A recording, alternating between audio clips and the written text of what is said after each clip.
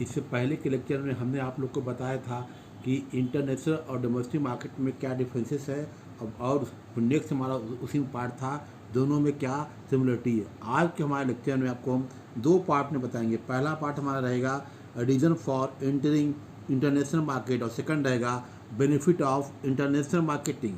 तो पहला पार्ट की हम बात करते हैं। जो फर्स्ट पार्ट हमारा है उसमें जो पॉइंट हमारा मेन पॉइंट है reason for entering international market. क्यों सभी कंट्री जो है या एक्सपोर्टर जो है, मैन्युफैक्चरर है या इंडस्ट्रीज है, वह या कोई भी आपका जो इंटरप्रेन्योर है, कोई भी बिजनेसमैन है, वो चाहता है कि हमारा बिजनेस जो है वो आपका बाउंड्री के पार हो, दूसरे देश में जो है हमारा बिजनेस हो। क्या कारण है, क्यों वो चाहता है, इसको आप अच्छे समझिए। ठीक है, अगर आपको कोई भी डाउट होगा तो हमको आप तुरंत जो है व्हाट्सएप पे क्रॉस क्वेश्चन करिएगा। A question arises, why do firms go international? That is, why do they enter international markets? Question mark. Some important reason for going international are. कुछ important point है जिसकी वजह से सभी लोग जो है, या फर्म हुआ या इंडिविजुअल हुआ या गवर्नमेंट हुआ या कोई भी हुआ, जो है इंटरनेशनल मार्केट में एंट्री करना चाहते हैं। तो पहला पॉइंट है फॉर मोर प्रॉफिटेबिलिटी। देखिए बिल्कुल सही कहा कि ज़्यादा मुनाफे के चक्कर में कि हमारा प्रॉफिट जो है ज़्यादा से ज़्यादा बढ़े, इसके लिए वो क्या करते हैं, अपना रुख जो है इंटरनेशनल मार्केट की ओर करते हैं। क्योंकि जब वो देख रहे हैं कि डोमेस्टिक मार्केट में उनका बिजनेस जो है अच्छा खासा रन कर रहा है, अब वो चाहते हैं कि हमारा बिजनेस आगे जाए, हमको और ज़्यादा प्रॉफिट हो, तो वो चाहेंगे, और वो चाहेंगे कि हम अपने बिजनेस का एरिया बढ़ाएं, और उसके लिए सबसे बेस्ट जगह क्या होती है, वो इंटरनेशनल मार्केट या अंतर्राष्ट्रीय बाजार। दूसरा पॉइंट ये है कि सीकिंग ग्रोथ अपॉर्चुनिटी, अपने व्यापार को कि जो अपॉर्चुनिटी है, चांस को है, वो कैसे बढ़ाया जाए।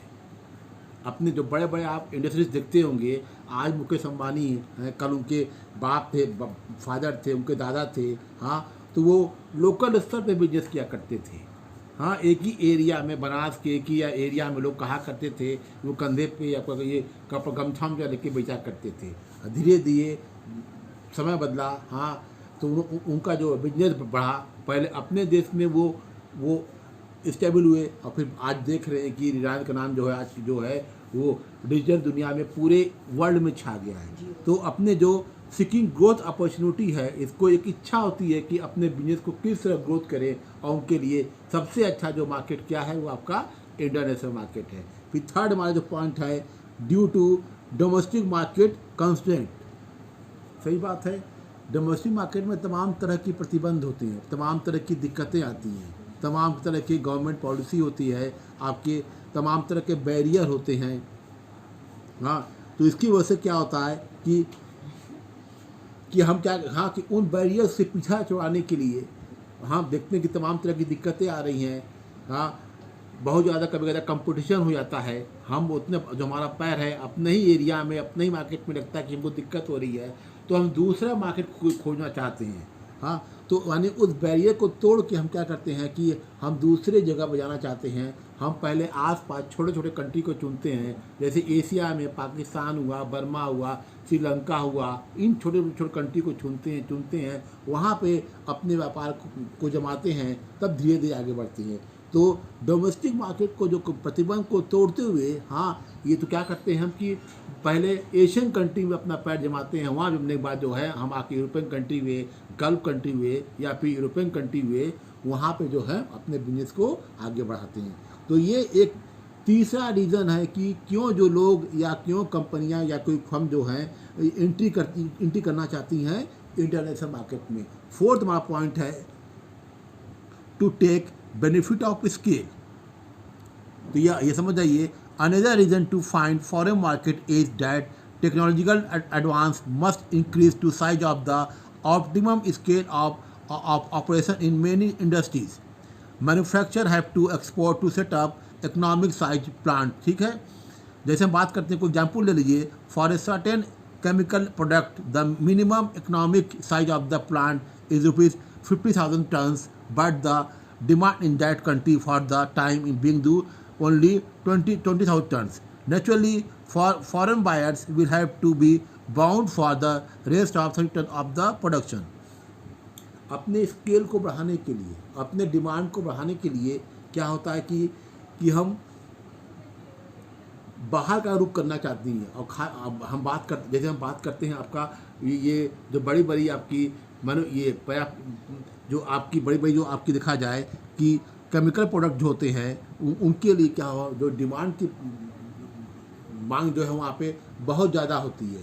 जैसे मान लीजिए अपने यहाँ की 20,000 टन है तो फॉरेन में 50-60,000 टन होती है। तो अपने प्रोडक्शन का स्केल को बढ़ाने के लिए कंपनियां या फर्म क्या करती हैं कि फॉरेन मार्केट का रुख करना चाहती हैं, क्योंकि वहाँ पे हम जहाँ एंट्री करेंगे तो बट नेचुरल है, जो हमने आपको पहला पॉइंट बताया था कि फॉर मोर प्रॉफिटेबिलिटी, अगर मान लीजिए हमारे स्केल ऑफ प्रोडक्शन बढ़ेगा तो बट नेचुरल है प्रॉफिट की संभावना भी हमारी बहुत ज़्यादा हो जाएगी। आप जानते हैं कि फॉरेन मार्केट क्या है, लार्ज स्केल पे बड़ी बड़ी कंपनियाँ होती हैं, वहाँ पे देखा जाए तो क्वालिटी भी अच्छी होती है, प्राइस भी आपका फेयर होता है, तो यहाँ पे ग्रो करने का चांस भी होता है और जो प्रॉफिट में मैक्सिमाइजेशन है वो आपका एकदम टॉप लेवल पे भी पहुँच सकता है। फिर नेक्स्ट हमारा है due to government policies and regulation. कभी कभी गवर्नमेंट क्या करती है, हमको सब्सिडी भी देती है, जो गवर्नमेंट की पॉलिसी है उसकी वजह से भी लोग जाना चाहते हैं फॉरेन मार्केट में। Many government provide a number of incentives and subsidy to exporters. Sometimes the company may be under obligation to certain foreign exchange to finance import of raw material or machinery. बिल्कुल सही कहा है। Government तरह तरह की offer करती है, incentive देती है, सब्सिडी देती है कि आप फॉरेन मार्केट में एंट्री करिए, आपको इतने % छूट मिल जाएगी, आपके जो प्रॉब्लम क्रिएट हो रही है उसको हम दूर करेंगे। तो गवर्नमेंट चाहती है जो हमारा एक्सपोर्ट बढ़े, जब एक्सपोर्ट बढ़ेगा तो जो हमारा जो फॉरेन एक्सचेंज है वो बढ़ेगा। तो गवर्नमेंट, तो लोग इस लालच में वहाँ भी जाना चाहते हैं कि गवर्नमेंट इस मामले में हमको पूरी मदद करेगी। नेक्स्ट हमारा पॉइंट है कि कंपनी डोमिनेट पोजीशन। ये बहुत सही कारण है कि जो बड़ी बड़ी कंपनियां होती हैं वो क्या करती हैं कि अपनी पोजीशन बहुत डोमिनेट कर लेती हैं। आज आप देखिए टाटा हुआ, रिलायंस हुआ, हीरो होंडा हुआ, जो बड़ी बड़ी कंपनियां क्या हैं अपने देश में ये अपनी पोजीशन को बहुत डोमिनेट कर दी हैं। और इसकी वजह से क्या होता है, जो तमाम तरह के जो न्यू एंटरप्रेन्योर हैं या जिनको मार्केट में आए बहुत ज़्यादा समय नहीं हुआ है, वो भी चाहते हैं कि हम थोड़ा बाहर भी कोशिश करें, क्योंकि हमने पहले बताया है गवर्नमेंट तरह तरह की इंसेंटिव और बेनिफिट देती है, लाइसेंस में छूट देती है, उनको फंड की तरफ से मदद करती है। तो तमाम न्यू एंटरप्रेन्योर होते हैं वो वेंचर कैपिटल के मीडियम यानी माध्यम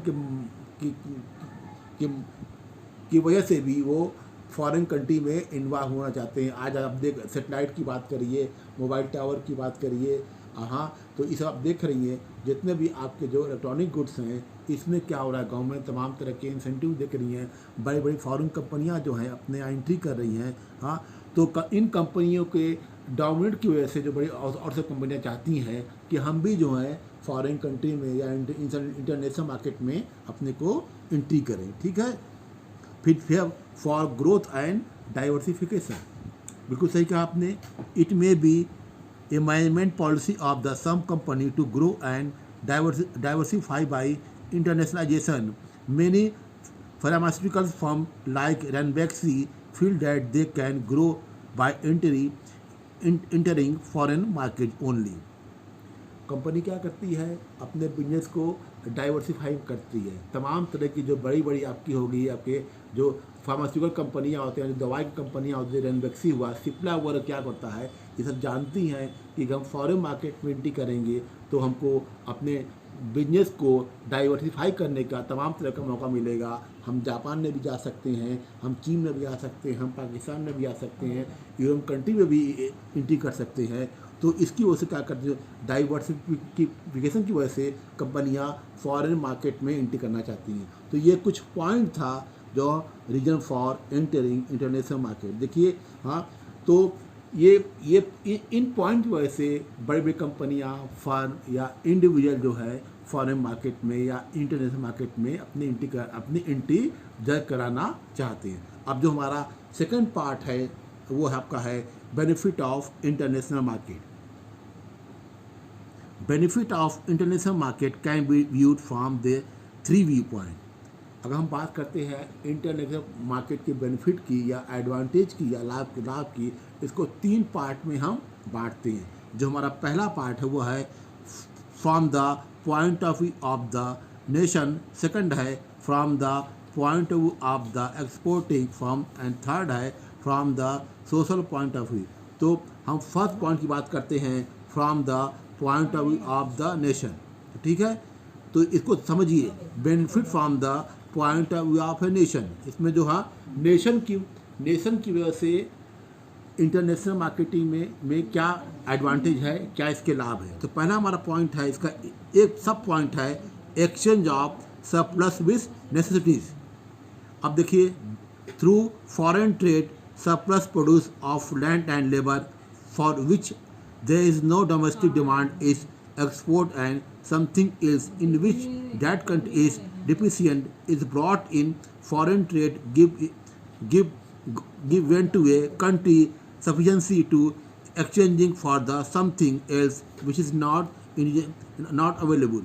देखिए, बहुत सही कहा है कि कभी कभी क्या होता है, जो लेबर सरप्लस हो गए, हमारे आपके रॉ मटेरियल सरप्लस हो गए, तो नेशन की वजह से पहला पॉइंट क्या है कि जो ये लेबर है इसको हम, या आपका जो रॉ मटेरियल्स है इसको हम कैसे जो है इसको हम खपाएं, यानी जो एक्सेस आपका मटेरियल है इसको कहाँ ले जाएं। तो इसके लिए क्या है, बहुत अच्छा मीडियम क्या है, अब इंटरनेशनल मार्केट। अगर अपने लेबर को हम दूसरे कंट्री में भेजते, जैसे हम बात करते हैं चाइना हुआ, जापान हुआ, अमेरिका हुआ, हाँ, या यूरोपियन कंट्री हुई जहाँ पे लेबर की डिमांड बहुत ज़्यादा होती है, और खास जो आपके एशियन कंट्री होते हैं वहाँ पे लेबर बहुत सस्ते होते हैं।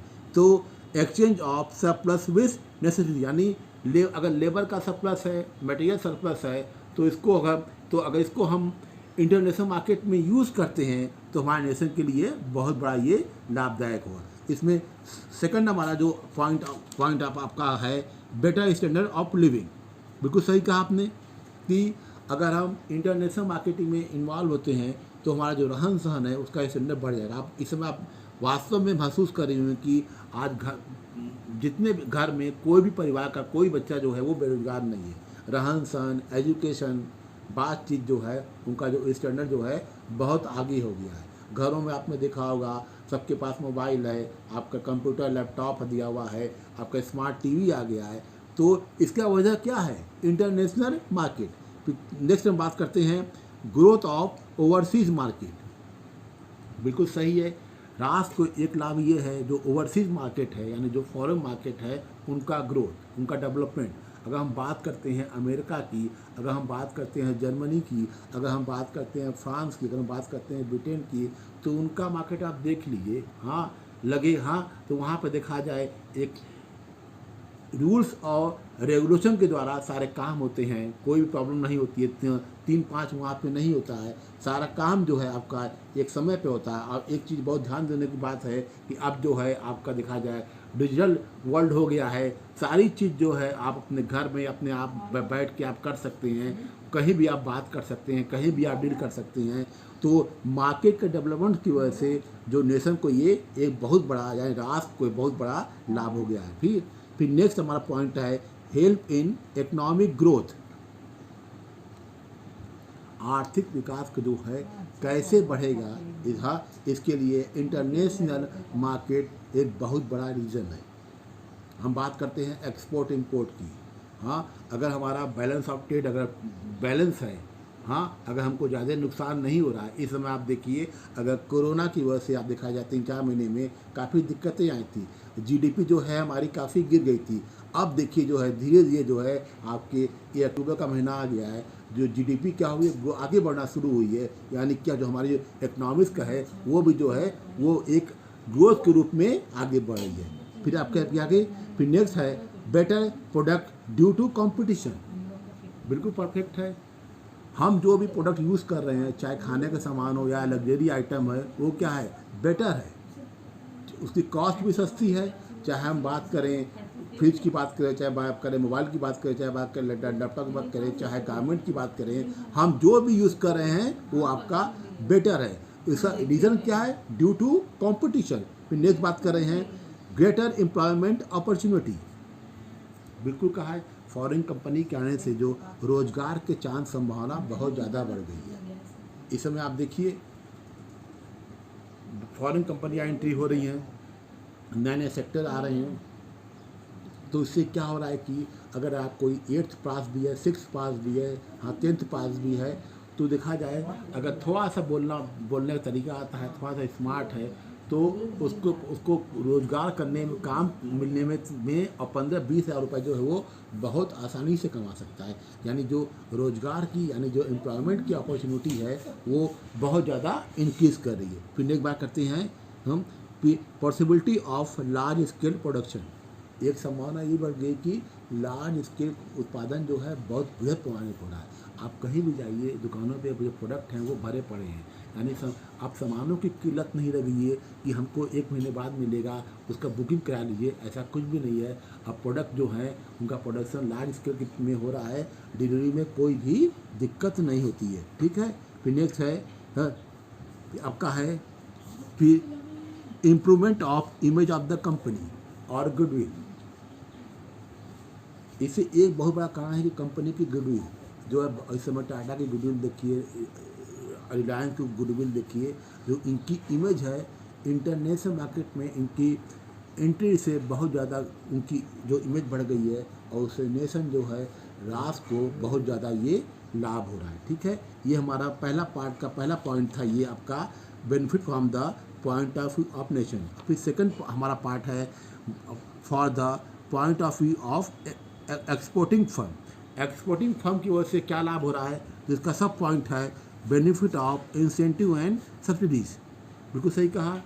एक्सपोर्टिंग फर्म को जो फर्म एक्सपोर्ट करी है उनको ये फ़ायदा हो गया है कि उनको गवर्नमेंट की तरफ से आपका इंसेंटिव और सब्सिडी का एक बहुत बड़ा उनको शेयर मिल रहा है। गवर्नमेंट को प्रोत्साहित कर रही है कि आप भी फॉरेन मार्केट में एंट्री करिए, हमारी तरफ से आपको फंड के रूप में, टैक्स के रूप में तमाम तरह की जो दिक्कतें आएंगी, हाँ किस देश में आप अपना बिजनेस करना चाहते हैं, कैसे करेंगे, वो इसमें गवर्नमेंट क्या करती है, मर्चेंट बैंकर के माध्यम से वो पूरी मदद करती है। फिर हमारा जो थर्ड हमारा मेन लास्ट पॉइंट है वो आपका बेनिफिट का from social point of view. Social point of view से क्या फ़ायदा है इसको समझिए। पहला है lead to international cooperation. Government of practically all the country want good relation with other country. For this, they enter into mutual agreement about trade and economics with the firm. For mutual cooperation, many countries have become member of international trade organization like World Trade Organization. All this help in building mutual trust and lead to the international cooperation.